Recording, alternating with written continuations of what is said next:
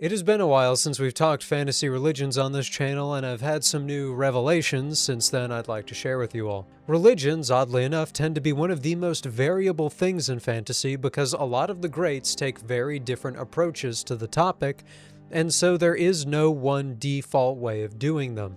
A lot of the various methods we see are great, and a number of them are flawed or lacking, and I'd like to discuss where the difference is between making a fantasy religion feel like nothing more than a name someone invokes as a swear or by bodily features like Odin's teeth, and a real, moving, changing cultural and spiritual movement that can define the society that it exists within. A lot of what I say will be informed by my own many misadventures developing fantasy religions, and will be as focused on the things I might have done right as they are on the variety of things I've definitely done wrong with them at some point or another. Fantasy religions are incredibly broad, and there will surely be more worth talking about than I can cover in this video. For our purposes, we'll be starting from the top and moving downwards. So we'll start broad and large scale with part 1, the truth. Actually establishing for your world, at least for yourself, the absolute cosmological truth of a religion you're developing before you get too far into the weeds will set you up for success early on, even if it's a difficult question to answer up front. Paradoxically, if some of these answers end up being mysteries, perhaps even to yourself,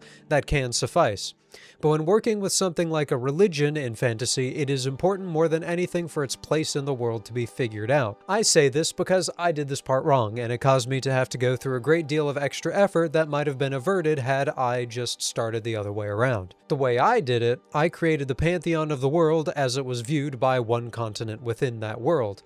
It was for practical reasons, of course, only that continent was really relevant for the novel project I was working on at that point. But as the needs of the story and world expanded and I needed to find a way to explain how the rest of the world viewed religion, and knew they weren't going to have the same set of gods, I had to figure out the answer to the essential question of, is only one of these pantheons true? Are they all false? Or if they're all true, especially when some of their dogmas might be mutually exclusive, how? And considering I wanted number 3 to be the case, for them all to be true in some way, for the most part anyway, I had to do a lot of work to develop an overarching rule for the world that allowed those systems to coexist in a way that made sense. Naturally, that took quite a bit of doing. I'd recommend then, from the outset, picking something resembling one of those mentalities that can apply not only to the pantheon you're currently working on, but something that can persist for everything that falls within the world you're making. Those being all false, all true, or one true with an added modifier of, is there any greater truth that they're all missing? And to explain that, take this example.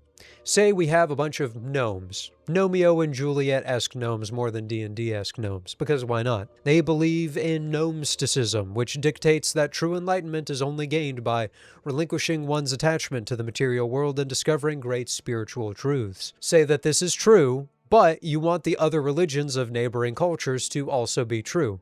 The greater truth that none of these individual cultures might be aware of could be that all religions in this world do point ultimately to some overarching true source of creation or enlightenment or something like that. Say they're all false, including Gnosticism, that might be because there are no gods, nor any other true religious figures or spiritual afterlives or what have you. But maybe it's because the greater truth is that their world is ruled by a sleeping eldritch being, Cthulhu style, that they're not aware of because it's still dormant deep within their world. But say you do want one religion in the world to be true, but say not Gnosticism.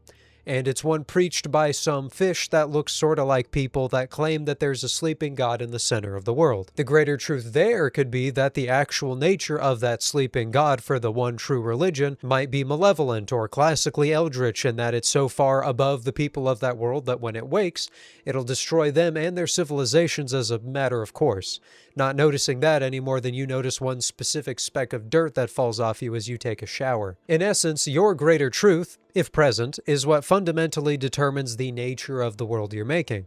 But it's probably not something most of the people in it are going to be aware of, otherwise it's not really a greater truth. If you take the Warhammer settings, those, particularly fantasy, only start because a bunch of giant frogs from space come down into the world and add life onto it to fight the demonic forces of chaos. However, only the lizardmen, the custodians, those old frogs left behind, know that. Most of the other sentient species like humans and dwarfs and elves either don't know or don't really care about this, because they have their own religions. Religions that, for all intents and purposes, are still true. Priests of Sigmar, for example, can produce divine miracles. And so in such a context, you can have many very different religions that are true and remain true despite missing the important context of the giant space frogs. And a lot of this might sound to you like some real deep lore stuff that you might feel like you need to be further along to worry about if you're early in your own world-building journey. And so I say that whatever your perspective will be, it doesn't need to be super developed right away. It's just about leaving room for yourself to make everything fit together once things are more further along. Maybe you don't want to develop or determine what that greater truth is, but if you plan around there eventually being one, you can make the smaller scale religion or spiritual system you're working with more compatible with it when it comes around. With your truth established, you can, in an informed manner, now work on Part 2, the Gods. What you do once you start working on your gods is going to depend on how much you know about who's going to be worshipping them. Depending on the tone and nature of your setting, you might want to build a religion and then a culture around it, or a culture and then a religion around it. As you might expect, the former case will probably produce a culture that is more actively and visibly religious, whereas the latter might not. There can be exceptions, of course, but especially if you're working in a pre-modern society, it's quite likely that this culture and its religion are going to be strongly linked, unless their religion was imposed upon them by an outside source, which itself is always something interesting to explore when making a culture. But naturally, the first real decision you're likely to make when figuring out a religion is its pantheon, namely if there is one. Perhaps your religion is more of a form of spirituality or otherwise does not contain primary creator gods. There you have a non-theistic religion, sort of like Jainism in real life. You might have a plurality of gods, typically with each being the patron of a certain concept or aspect of life, and therefore a polytheistic pantheon a la Norse mythology or even Hinduism. Then you might have a monotheistic or dualistic religion where either one or two supreme gods are the most relevant religious figures and or sources of creation, a la the obvious case of Christianity or something like Zoroastrianism. Of course, sometimes these definitions get pretty complex. Take Christianity, that was accused of actually being polytheistic because of its conception of the Holy Trinity, with Father, Son, and Holy Spirit being perceived by others as separate gods. And then, of course, there were the internal controversies about that sort of thing, like those of Arius, about what each of their statuses actually were. So even if there is an overarching conception, that doesn't mean everybody's going to agree with it. More relevantly, in a fantasy world, or perhaps just most commonly, you might have any one of those structures, but still end up with something like monolatry or henotheism, in which believers in this religion worship their god or set of gods, but do not disbelieve in the gods of other religions. This is a pretty common and sometimes useful trope in fantasy worlds, and its prevalence makes a lot of sense, especially in settings where both your gods and the other guy's gods can have very visible effects on the world, without you wanting to incorporate the other guy's gods into your own personal religion, or faith, or pantheon, or whatever have you. In addition, a religion might dogmatically be monotheistic or polytheistic within a certain sect, but some of its believers might have a view that ends up more like monolatry or henotheism depending on what they see. While not always the case, the presence or lack of monolatry and henotheism tends to correlate with how much religious tension one wants to build into their world. If everyone believes everyone else's gods are real and have power, but they have their own set to themselves, conflicts would certainly sprout over whose gods are better or more powerful or what have you, but it's less dramatic an issue than arguing over whose gods actually exist to begin with. However, it might also just correlate with the activity level of your gods and to what degree they can directly impact the world in visible, undeniable ways. If concrete proof is hard to go around and many people's belief in the religion of their own people can be shaky or variable, then they likely aren't going to put much stock in foreign deities unless they have really good reason to. On the flip side, it's hard to deny a god that can quite literally strike you with lightning if you speak against it, though some characters do that anyway in various pieces of media. Fabius Bile of Warhammer 40k is an oft-cited example of such a character. He's basically an evil scientist who, despite actively working with and using the powers of the evil god Slaanesh, describes Slaanesh as basically just being a natural, unpersonified, if corruptive force, even as it speaks to him. Fair enough, I guess. What it is these gods you're making up are actually about as personalities or concepts isn't really something I intend to focus on too much here. People tend to not really have a hard time with that, and in either case it could be a video of its own, But for now, the thing I'd offer one to consider is that, for all the importance of faith, there still needs to be some sort of buy-in. People don't tend to believe in religions just because they think they're true, but also because they believe that it's good for them and the people they care about. A pleasant afterlife is a common selling point. In a setting with more active gods, protection against evil, demons, even necromancy after death, are all things one could see as desirable reasons to follow a faith. This is one of the reasons people in Warhammer Fantasy might worship the otherwise quite dreary god of death more. More active gods, however, might also mean that worship could be earned through fear or coercion, especially with gods who tend to corrupt their followers. Many of their worshippers may not exactly have found this deity in a church, but instead it might have called out to them in a moment of desperation. In such cases, the line between dark god and demon might be kinda blurry, but the concept stands as a fairly fun and useful trope. The point overall, though, is that if you want to have a god of bloody, violent murder for your bad guys, there still needs to be an actual reason people want to follow it. Some might just because they love some good old-fashioned killing, but your god of violence might want more followers than they could get with only those methods. Offering greater power in battle, a seat at their right hand in death, exaltation for a glorious death, those might be good examples for that kind of deity. And the same is true for your more good gods, especially those who represent more abstract concepts. If you have a god of fire, for example, people might have mixed feelings about him. Fire is both warmth and destruction, but if he's also courage, or perhaps the soothing heat of a hearth in winter, then you might gain more followers that way. A god of time might be too abstract for most to really care to follow him, but if he promises graceful aging, or perhaps is a patron of divination, he'd have no shortage of followers. Some of your decisions in this regard might also be to do with another thing that is both a subject of gods and of your ultimate truth, which is the answer to what powers them and why they are powerful. In some worlds, the gods just are. No amount of belief or lack of belief is going to impact their existence. They may or may not take notice of expressions of faith or disbelief, but those kinds don't ultimately need the belief of people. And so gods in these systems might be exempt to those earlier suggestions. If the gods just are as natural parts of the world, then sure, there can certainly be a god governing an abstract or niche concept that doesn't demand followers. Say a god of dust. A god of water is pretty concrete. Water is one substance people interact with a lot, even if it has many forms. A god of love is abstract as well, but covers a almost universal part of the experience of being a sentient being. Dust, however, is less concrete, because dust isn't any one discrete thing, and also less popular a concept to think about or appreciate on the abstract. Most people don't have much of any appreciation for dust, as it were, and so while a god of dust could provoke themes of entropy, the passage of time, or any other such thing, they likely wouldn't be all that popular. But that wouldn't matter if the gods exist regardless of how many people believe in them. And I'm framing the existence of gods as being outside the need for belief so much because often in fantasy worlds, gods are framed as being inside belief.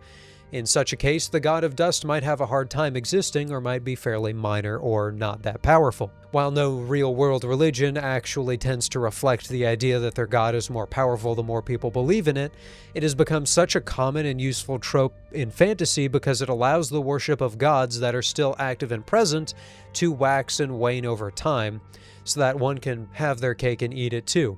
Religions that evolve and divine beings that directly intervene in the affairs of mortals. Any of these options are valid so long as you consider the implications, especially over time. Even religions centered on the same idea change a lot over the span of centuries and branch off into new variants and sects.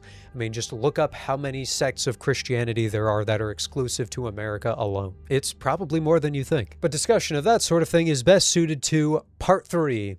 Their followers. Religion is itself something that requires believers as much as it requires something to be believed in, and there are all sorts of structures that might rise out of this belief, as well as cultural impacts.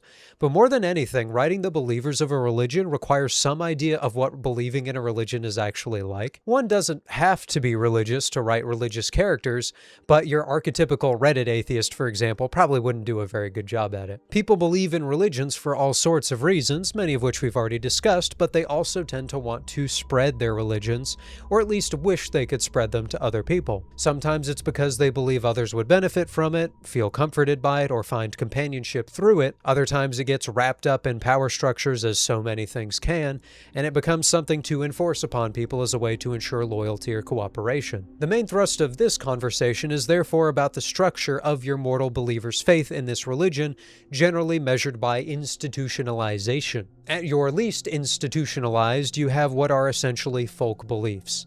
These range from things that aren't really religions, like the Appalachian love for cryptids and other creepy things that go bump in the dark nights upon forested mountains, to what we have recorded of certain pagan religions in pre-Christian Europe. These religions, more than most, tend to be the most likely to be reflective of their specific host culture, often involving sort of smaller scale concepts.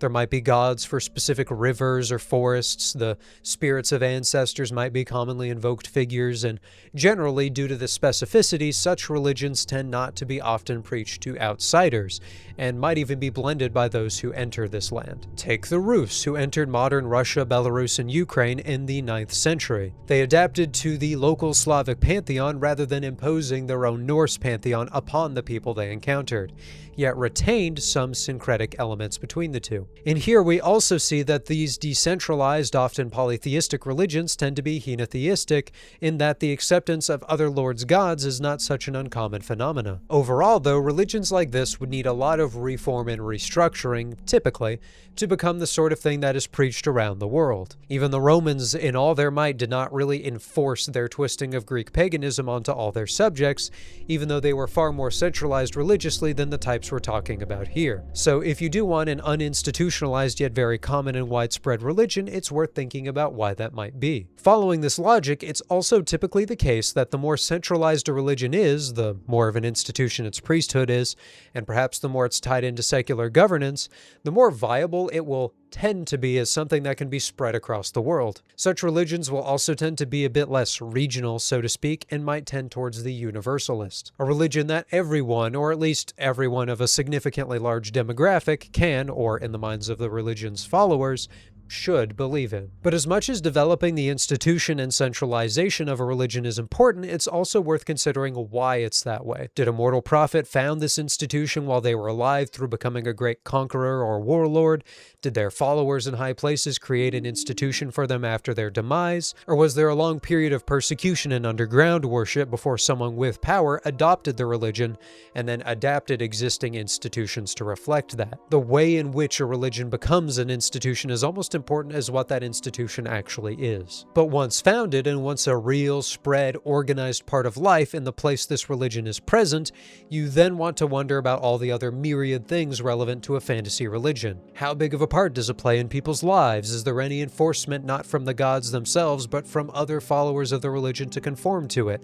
Is that enforcement through social pressure, or is there legal precedent? How do people outside the dominant religion but live in societies that rule it interact with it? Is this religious institution separate from the secular government? Is it protected by it, a branch of it, or actually in charge of making decisions for secular governance? Are there festivals and holidays, and what do those look like, and what do they celebrate? The amount of questions to ask yourself and the amount of answers is so broad because at the end of the day, religion itself can be so many things. All that can be said to unite the concept of religion is that religion is the belief in things beyond the obvious, the mundane, and the physical. A cult that only has 40 members in the backwoods somewhere is as subject to these questions as a dominant faith that a majority of your world's population follows. And while those two may have that in common, they've probably got almost nothing else between them. It's for that reason that this discussion is endlessly broad and endlessly interesting, and even though I've already made some videos discussing fantasy religion, there is still so much more to say, but this will have to do it for today. I hope you enjoyed, and let me know if there are any more subtopics within this general area of world building you'd like to hear more about. Anyway, if this sounds like a place you want to be, we have a Discord if you want to hang out with my editor and I, and a Patreon if you're crazy enough to want it, where we post all our videos early. As we close out, I'd like to thank our patrons: Shadowrunner, Sonny, Isaac Parrott, Raymond, Don, Sadako, Cavalier, and Sazabi of the Knights of the Inner Circle, Vion and Jody on Void, our Knights, and Greer, TOW, Craig, Victoria Lauren, and Noah,